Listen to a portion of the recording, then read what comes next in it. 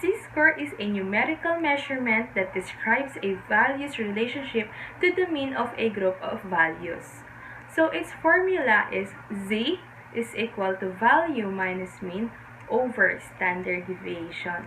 And for the population and sample, it is X minus mean over the standard deviation, but in population, we use this kind of symbol. And for the sample, X minus mean over standard deviation. Note, if the Z-score is positive, the Z-score is above the mean.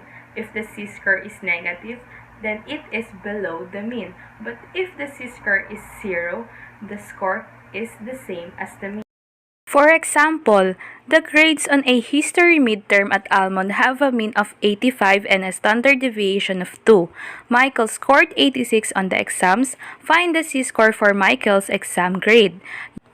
Using the formula, which is X minus mean over standard deviation, let's substitute it, which is 86 minus 85 over 2.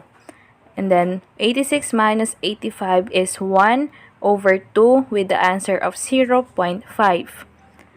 So Michael's Z-score is 0.5. His grade was half of a standard deviation above the mean. Another example, a distributor manufactures a product that has an average weight of 20 pounds. If the standard deviation is 2 pounds, determine the Z-score of a product that has a weight of 18 pounds. Using the same formula, let's substitute it. 18 minus 20 over 2. So 18 minus 20 is negative 2 over 2 with the answer of negative 1. The result of the product that has a weight of 18 pounds is negative 1. Therefore, the result is below the mean. Example number 3. The mean grade of TRISH on science test was 79 and there was a standard deviation of 6. If TRISH scored an 88, what is her Z-score? Using the same procedure, let's substitute. 88 minus 79 over 6 is 9 over 6 with the final answer of 1.5. So TRISH's Z-score is 1.5 and its standard deviation is above the mean. Example number 4. The grades on a geometry midterm at LCCM have a mean of 82 and a standard deviation of 4.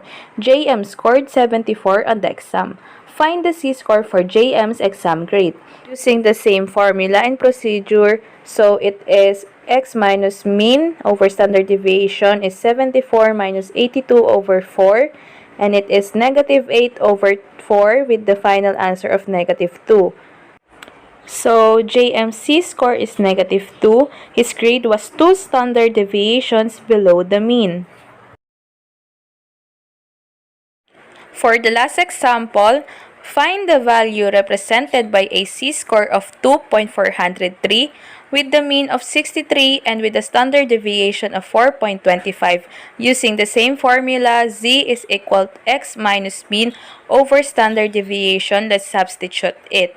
So, the Z-score is 2.403, mean is 63, and standard deviation is 4.25.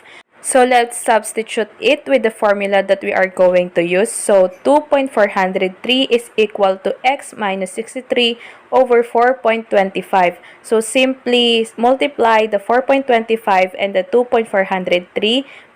So it is 10.213 is equal to X minus 63. So the next step is the mean, which is 63. Let's transpose it to the left side. So it is 73.213 and that's our X. So 73.213 is the value represented by a Z-score of 2.403. That's all for today's lesson. I hope you learned something and see you on my next video. Bye!